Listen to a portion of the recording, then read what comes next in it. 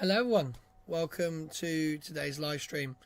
So I literally made this like half an hour ago because I actually forgot this was happening. So we have the CRS-28 mission to the ISS. So this is a cargo resupply to the International Space Station.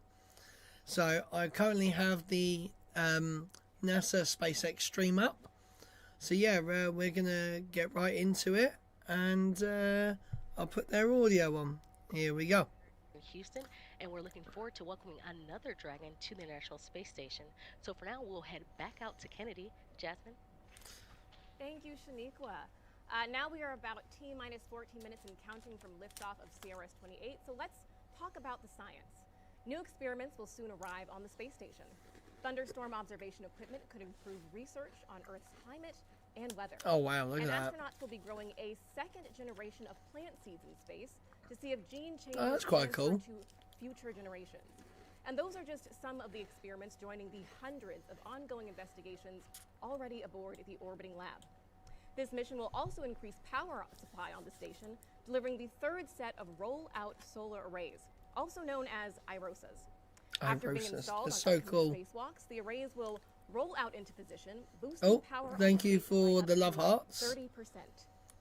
I just realised my camera's not quite straight. Our partners are making small steps and giant leaps in preparation for the Artemis 2 mission around the moon. So let's take a look at our Artemis Moon Minute. All 5 major structures of the Space Launch System rocket's core stage have now been fully integrated at the Michoud Assembly Facility in Louisiana. The engine section is the most complex and intricate part of the core stage that powers the Artemis missions to the moon. RS-25 engine testing is underway at Stennis Space Center near St. Louis, Mississippi. This test is part of a 12-test series that will certify the new design for crewed Artemis missions. The engine ran for its full planned 720 seconds, the longest duration They did like 100 and at Kennedy Space Center in Florida. I think it was like 120% power as well. Array wings for the So that's mad. Service module. Orion will have 4 solar wings, drawing in 11 kilowatts of power from the sun. I need that for here. Some of the avionics for Artemis 2 have already been to space. Technicians finished cleaning and removing avionics on the Artemis 1 crew module, which will be used on the Orion capsule for Artemis 2 in 2024.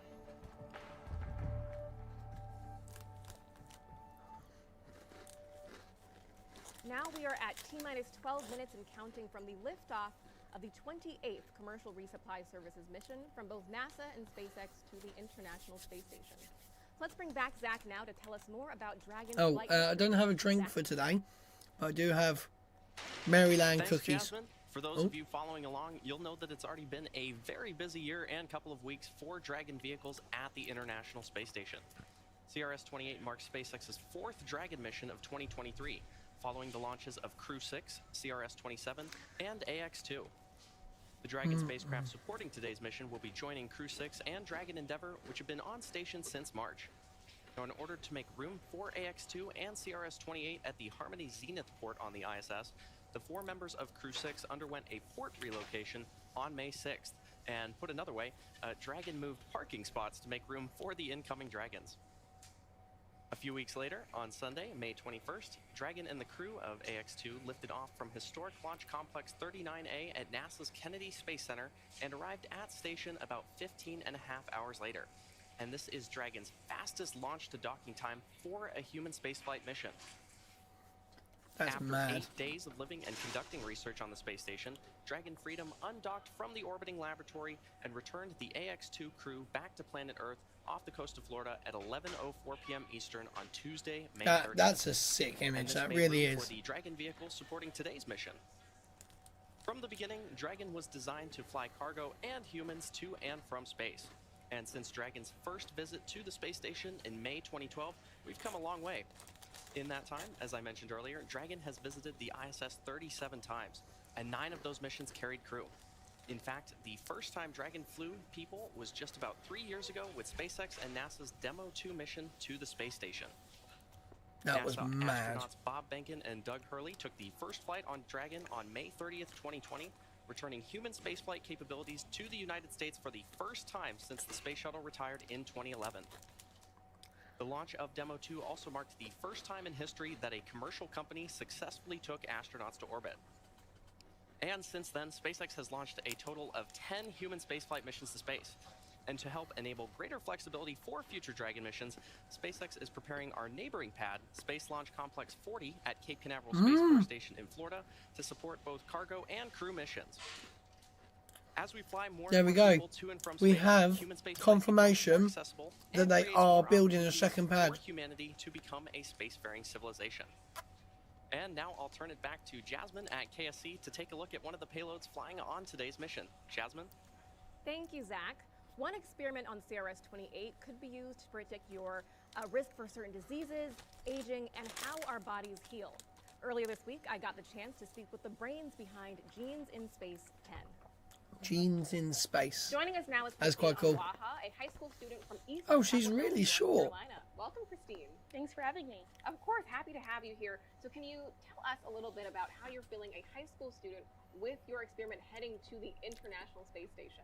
It's honestly a dream come true. This idea started off originally in my head, and now it's going to be a reality pretty soon, so I'm really excited. Of course, we love that excitement, Christine, and we cannot wait to see your dreams realized. Can you break down what is the Genes in Space 10 experiment? The experiment involved telomeres, and these are the repetitive sequences that cap the ends of our chromosomes. On Earth, telomeres normally shorten as we age, but for astronauts in space, they actually appear to get longer. And so with that, I developed an experiment to see if that process could be linked to the activity of stem cells. Now, in the development of that experiment, something really important was measuring telomere length. But it turns out that isn't something that can really be done on the ISS. Instead, experiments involving DNA length measurement need to be sent down to Earth, and that costs time and resources.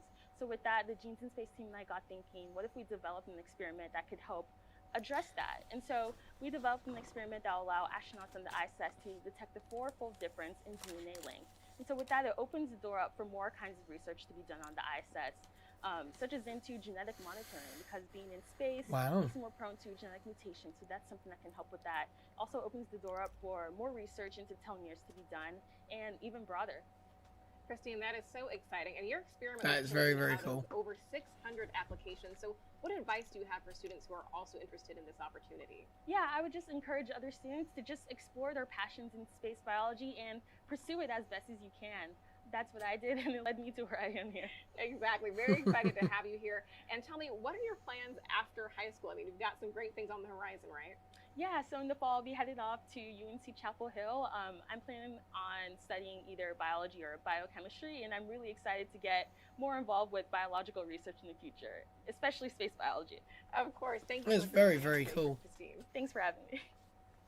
Joe, one thing I've always wanted to think about is, could we not make like a small, like heat-proof, like object you could just throw back down to Earth?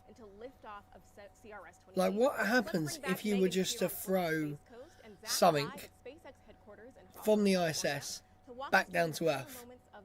Like, get a GoPro that's in a like heat-resistant thing. Thanks, Jasmine. You know, it's T-6 facing it 50 backwards, seconds, and the SpaceX team see what is happens. working no significant issues, and the vehicle is healthy. Always wondered about that. Weather is currently 80% go, and the range is ready to support today's mission. At this point, Rocket Propellant 1, or RP-1 fuel, is completely loaded on the second stage and nearly complete on the first stage. Liquid oxygen, or LOX loading, is currently underway on both stages and will complete at the T-minus 2 minutes mark to launch. We're also loading helium gas into both stages. Falcon 9 uses helium as a pressurant to backfill the propellant tanks as LOX and RP-1 are consumed by the Merlin engines during ascent. Helium load began before the broadcast went live and will continue to top off until about a minute and a half before launch. And about 40 seconds ago, SpaceX performed the engine chill. That's when the team flowed a small amount of the super chilled liquid oxygen into the Merlin engine's turbopumps. They're basically prepping the propulsion system for the full flow of liquid oxygen. By doing this, they avoid a thermal shock to the system, ensuring engine startup Stage 1 goes fuel well. load is complete. And you heard that call out for stage 1 fuel, Nice. fuel load complete. Now, Dragon also began its startup sequence at T-minus 35 minutes when it coordinated timing with Falcon 9. The spacecraft is currently undergoing vehicle health checks. It will enter terminal count at T-minus 5 minutes, with the next big step just a minute before liftoff, when Dragon will transition to internal power.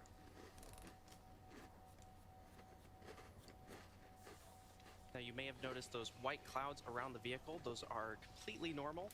They are chilled gas above the LOX tank liquid surface that we vent overboard to maintain pressure in the tank Nice. as needed. And when that gas comes out into contact with the warm, humid Florida air, the air condenses into clouds and water.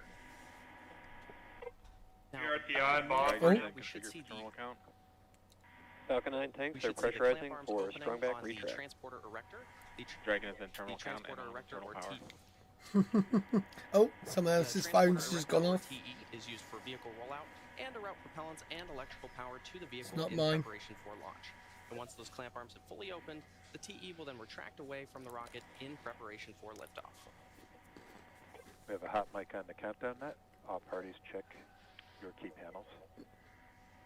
Right, so you should see them little pincers just We should see those clamp arms over opening there. in about Yep, 15 they should seconds just from now. open up like that.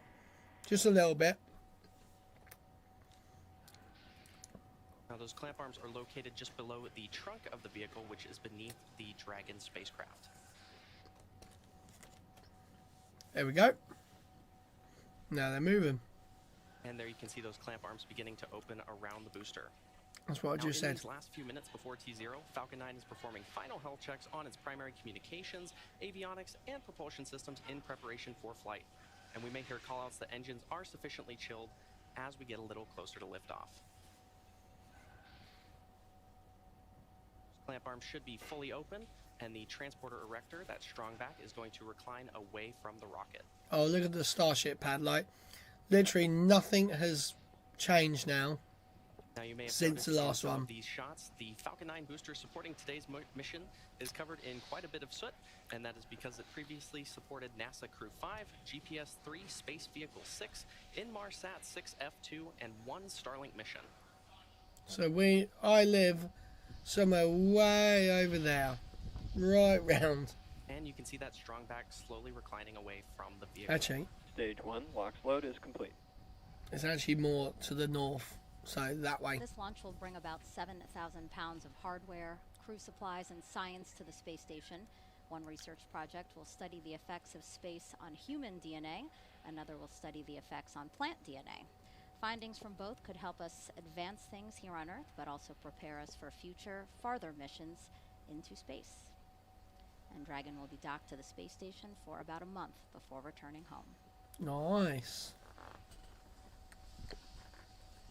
Now checkouts of the second stage thrust vector control actuators are now underway. Oh, we have another This is vote. often referred to as We the have a engine yes. wiggle test. Wow. SpaceX moves the thrust Well, nozzle whoever- slightly whoever to that ensure is, guidance yeah. hardware is ready for flight. I shall end the poll in SpaceX 2 will do the minutes. exact same test So on the just first before stage T0. engines, but that happens just seconds before ignition. Alright. We are so close.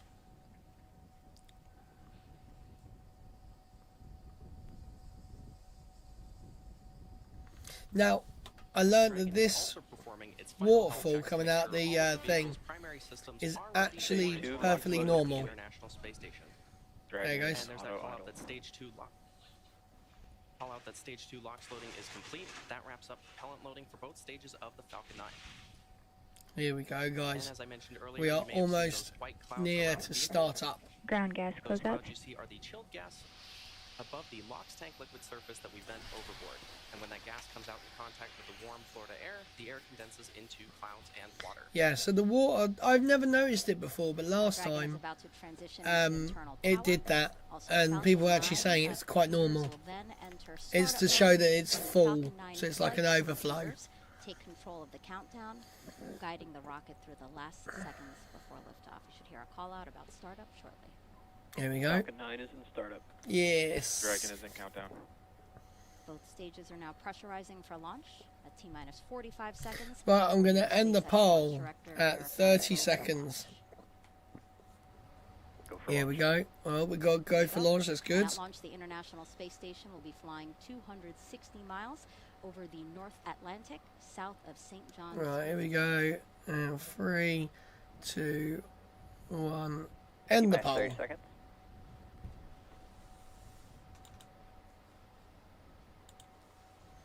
Here we go, guys. Let's go.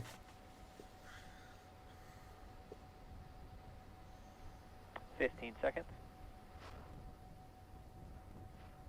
Oh, wow. T-minus 10, 9, 8, 7, 6, 5, There's the deluge. 3, 2, 1. Ignition, engines full power, and liftoff of CRS-28. Go Falcon, go Dragon. Liftoff of about 7,000 pounds of science and cargo, Damn. including a new pair of solar arrays to boost power on the space station. Oh, listen to that.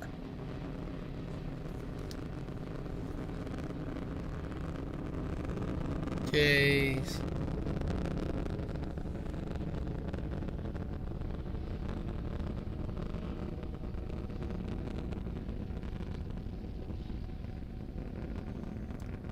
Damn, it's just so routine now. Like, this just seems to work every time now. Successfully lifted off from historic launch complex 39A in Florida. And we're now coming up on max Q in about 20 seconds from now. And this is the point of maximum aerodynamic pressure that the Listen vehicle to will that. during its flight.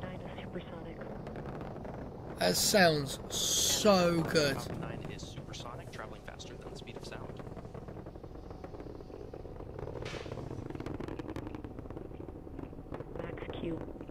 Jeez. And there you heard the call out for max Q. That's a nice tracking shot. That really is good. The first of which is main engine cutoff, or MECO, and this is when all 9 Merlin 1D engines on the first stage shut down. After those 9 engines shut down, the first and second stages will separate, and this is also called out over the nets as stage separation. From there, the second stage will ignite its Merlin vacuum engine to boost Dragon to low Earth orbit during SES, or second engine start one. This is like my favourite part of the whole About launch 15 is seconds. seeing the plume just expand. Look at it, it's just so cool. Should be expecting that call out for main engine cutoff in about 40 seconds from now.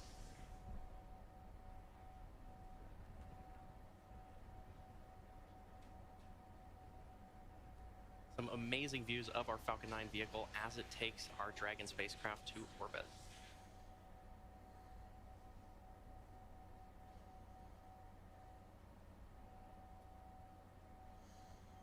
Look at it, and it does a pitch maneuver, so it'll go last second, it'll go like that.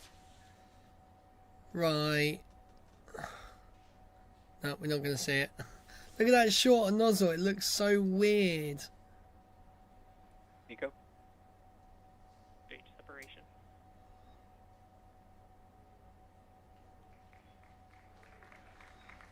Invac ignition. I was going to say, it took a little bit of time to... And there you heard those callouts and probably saw on your screen main engine cutoff, followed by stage separation, and then second engine start one. As I mentioned earlier, we're flying Nice. an MVAC nozzle, a shortened MVAC nozzle on our It second looks stage. ugly. It really does look ugly. So all they're If you're referring just to tuning is in, this you're bit watching here. a live webcast for the 28th So normally the commercial engine resupply bell mission comes to the like International right out Space down to Station here. for NASA. It's like This really is SpaceX's long. 38th mission for 2023 and the 4th Dragon flight to the International Space Station this year.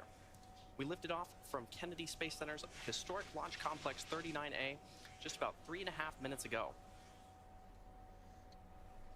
Now on your screen, on the left side, you can see our Falcon 9 first stage, which is going to descend back towards Earth, and the second stage on the right side of your screen, which is carrying the Dragon spacecraft. Now, as a reminder, today's mission marks the 5th flight for this Falcon 9 booster. Falcon 9 booster, which previously supported the Crew 5, GPS-3 Space Vehicle 6, Damn. Inmarsat 6F2, and 1 Starlink mission. That is crazy. In order to make its way back to our drone ship, a short fall of gravitas, the Falcon 9 first stage has 2 more burns to execute. The first is the entry burn, where 3 of the Merlin engines will reignite. This helps slow the stage down as it re-enters the upper part of the Earth's atmosphere. The entry burn is followed by the landing burn, and this is a single engine burn that brings the vehicle's speed down rapidly in order to land on the drone ship.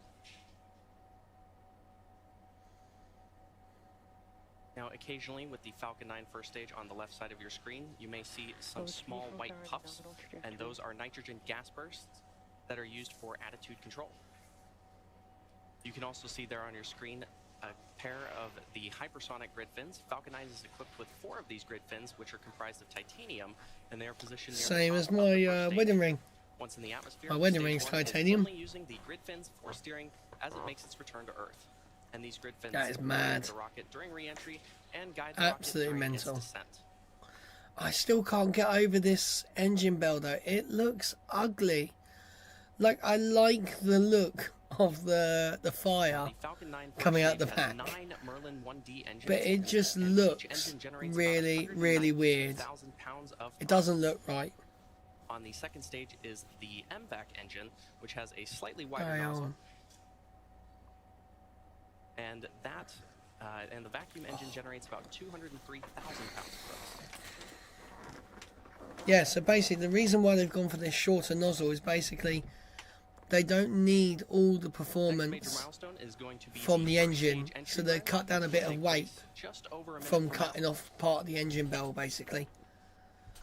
It just doesn't look nice though. Like, it should extend all the way down here and like wrap So round you there. can see an amazing view of our stage 2 with its shortened MVAC nozzle.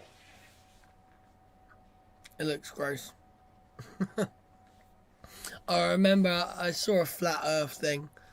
They said that that was a Falcon 9 first dog stage, which is not currently on your screen, that managed to has get reached into altitude and is now the beginning its CGI descent filming. towards Earth. So The funny. second stage is continuing to take our Dragon spacecraft to orbit. Yeah, so they thought that was a dog. But sitting that next to a human, it's a lot bigger than what they think it is. And we should see that first stage entry burn begin about 15 seconds from now on the left side of your screen. There you go. And oh, see, the dog's just been burned alive. Oh, look, there's another dog. That's crazy. Man. Come on. It is so warm in my shed today. Like, I literally ran in here 15 minutes before the live stream. Oh, FTS is saved. Cool.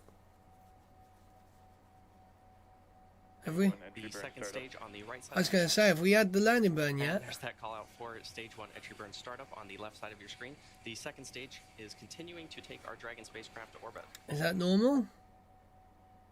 50 Now again, kilometers. the entry burn is the first of 2 burns that the Falcon 9 booster performs before landing on our drone ship. Stage 1 entry burn shut down. And there's that confirmation of stage 1 entry burn shutdown. It As we really get closer to does first like stage collide, burn, doesn't it's it? To note that the Falcon 9 first stage is equipped with 4 landing legs made of state-of-the-art carbon fiber with aluminum honeycomb. These Ooh. landing legs are placed symmetrically around the base of the rocket and deployed just prior to landing.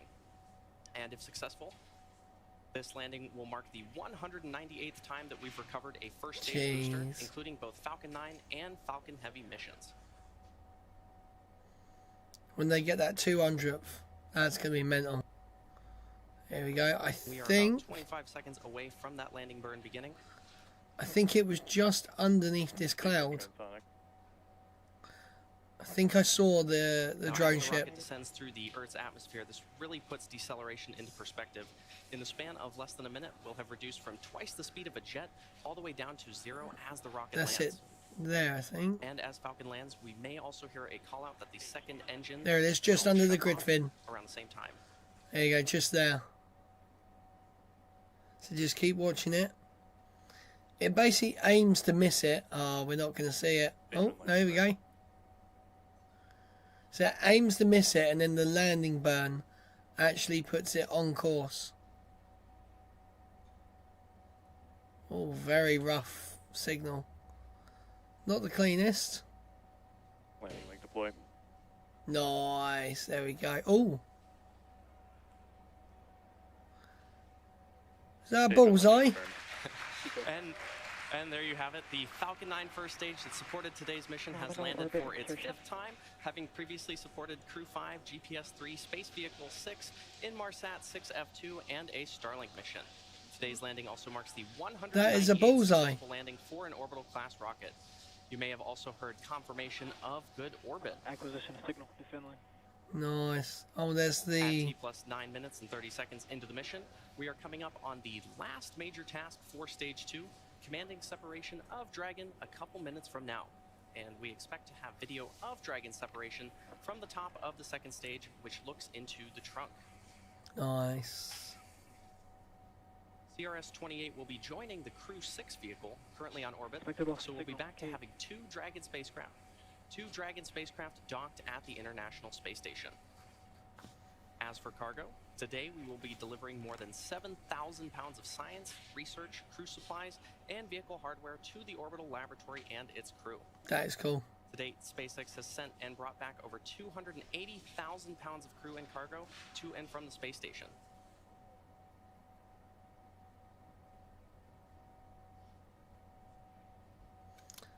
So the green is the track of the And we should be seeing Dragon ISS? about a minute and a half from now. I think. As a reminder, Not this sure. is the 4th flight for this Dragon capsule, having previously supported CRS-21, CRS-23, and CRS-25 to the space station. Today's flight also marks the 20th reuse of a Dragon vehicle overall. Now, Dragon has 16 Draco thrusters on board, each with the capability to deliver 90 pounds of force. There 90 are 4 pounds. pairs of 3 thrusters spaced evenly around the capsule, as well as 4 forward bulkhead thrusters underneath the nose cone. Now, notably, today's Dragon does not have super Draco thrusters, seats, or life support systems, as it's not carrying crew. And this saves on weight and space, and also allows for a faster refurbishment time. Nice. While Come on. initial designs of Dragon carried solar arrays extended outward from the trunk, the cylindrical structure located directly behind the Dragon capsule, the current Dragon has these arrays fixed directly to the trunk. And you may see at some point both a light and a dark side of the trunk, and that dark side is actually those solar panels, while the light side is a radiator to help cool the spacecraft. Nice. Oh yeah, they got like a... And speaking of solar panels, you can see on your screen right now the solar panels that we will install on the International Space Station. Very cool.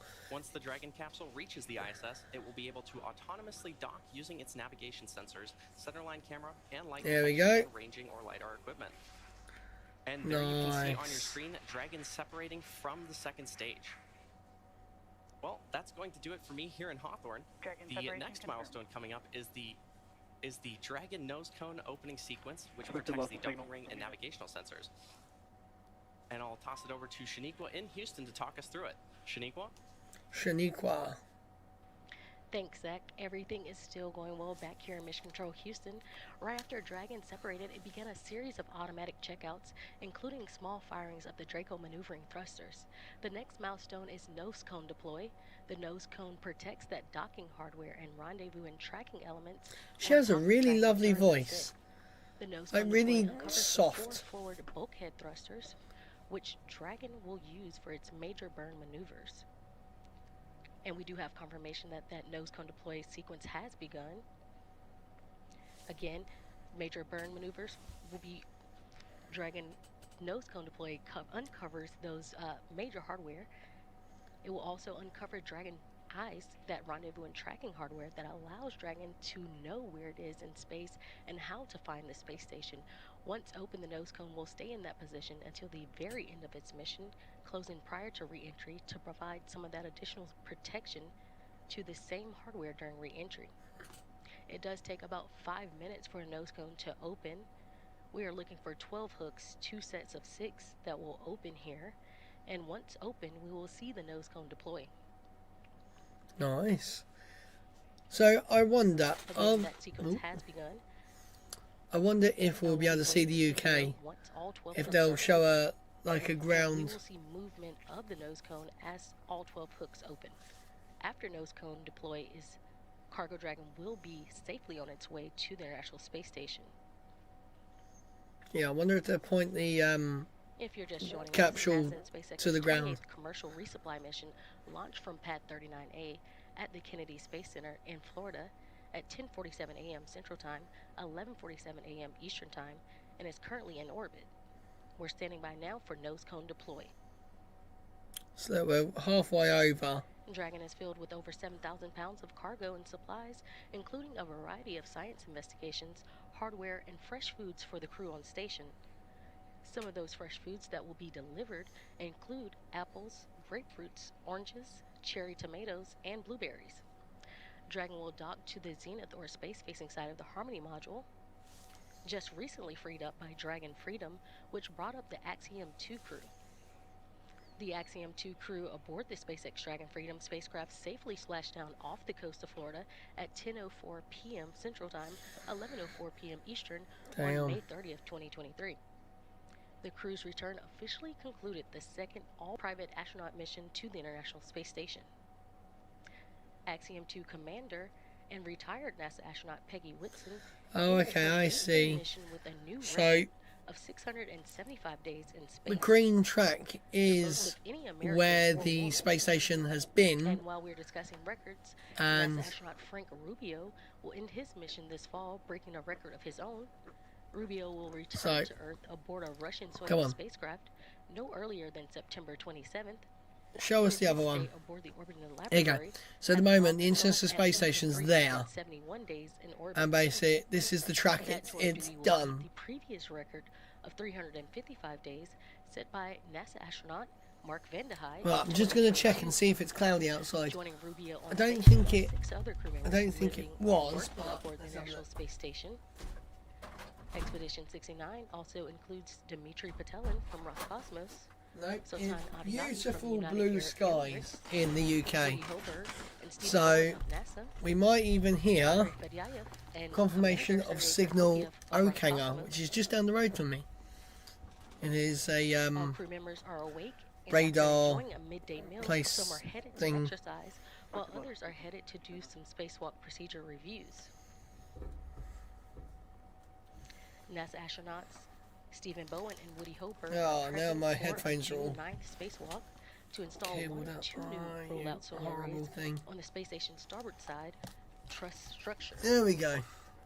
This cargo resupply will bring up 2 new rollout solar arrays packed inside its unpressurized trunk.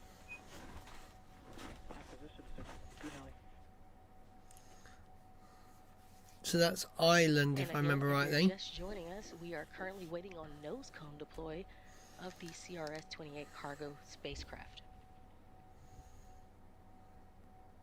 That sequence has begun just a few minutes ago, and it does take about 5 minutes for the nose cone to fully deploy.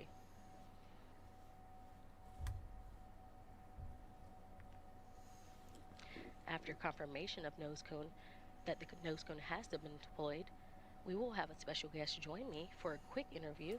Ooh. He will talk a little more on what Dragon is bringing up and its benefits to the International Space Station.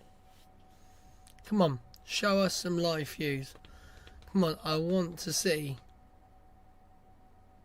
What's this? And back here in the International Space Station room, flight control room, while we are waiting for that nose cone to officially be fully deployed, What's that? we will have flight controllers that are monitoring. Oh, that's the nose. station That's the nose cone ahead of opening. Dragon's arrival Tuesday morning. So this is the cone opening up like this. Huh? Again, once the nose cone is fully deployed, Is it? we will have Cargo Dragon, on its way to the International Space Station. I'm so confused Once right now. Dragon does cross that approach ellipsoid, which is that mythical sphere around the space station, flight controllers here in Mission Control Houston will begin joint operations with SpaceX teams in Hawthorne, California.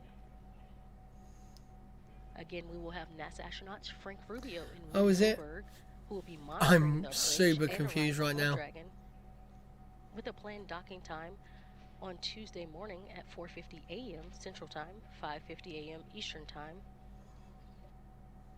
I'm confused. I am super Once confused at Cargo what we're Dragon looking at gets right to the now. station, Rubio and Hoburg will begin hatch operations to open the hatches between the International Space Station and Cargo Dragon. I don't even know what we're looking at right now. Something's obviously moving. And again, this is live mission operations of the CRS-28 resupply mission to the International Space Station.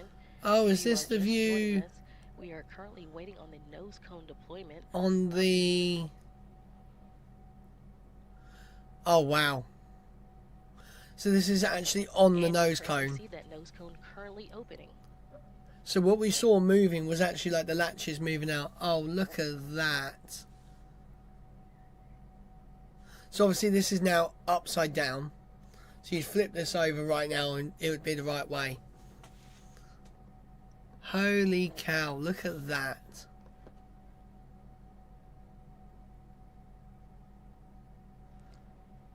So we're looking And we have backwards at the moment. confirmation of nose cone deploy. Now it's just over the UK as well. Or just about to come over the UK. So for me, if I was to look out my shed, it would be coming from over there. And it would come straight across there. And I would see it in about... I'd probably see it about now. Come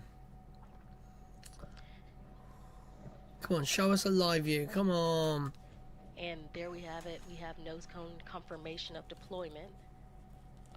And now joining me on the phone is manager of the International Space Station Transportation and Integration Office, Phil Dempsey.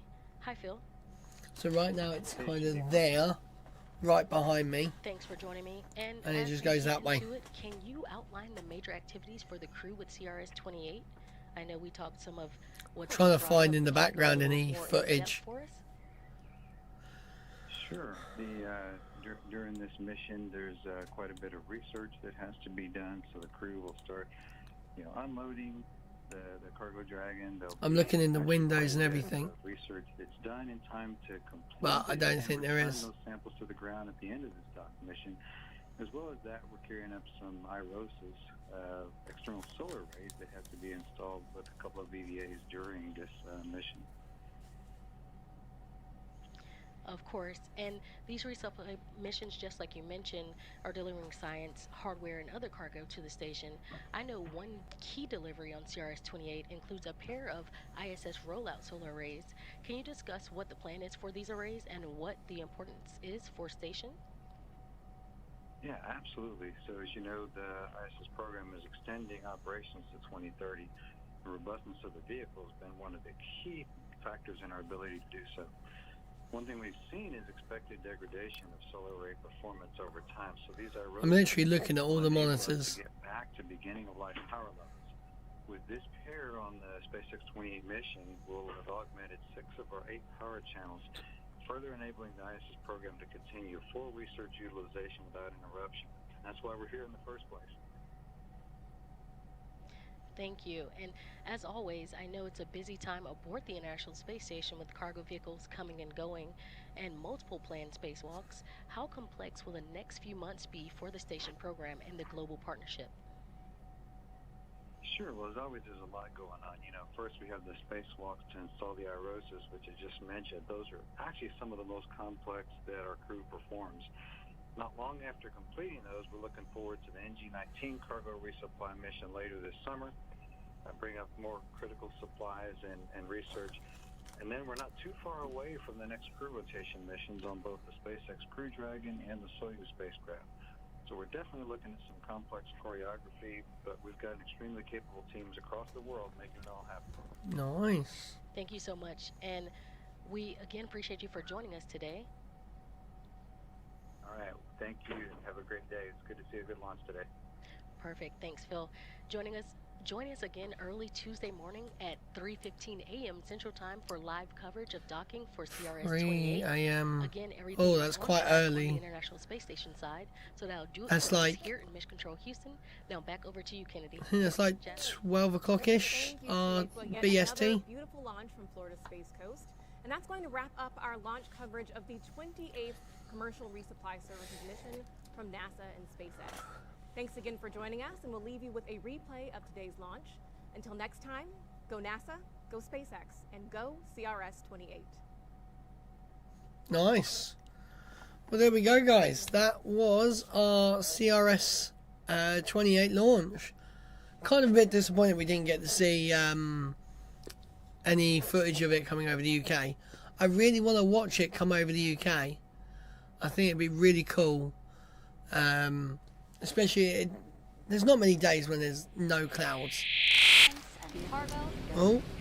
Including a new pair of solar arrays to boost power. Jeez, that was loud. Right, I'm going to turn their thing off. Wow, that was really loud. But yeah, guys, so thank you very much for watching. I am going to now go inside and get ready for the Apple event, which is in just under 50 minutes. I won't be streaming that because I'm going to actually watch it with my wife in the house. So thank you very much, guys, for watching today, and I'll see you guys in the next one. I'm Lee. Fly safe, land safer. Bye.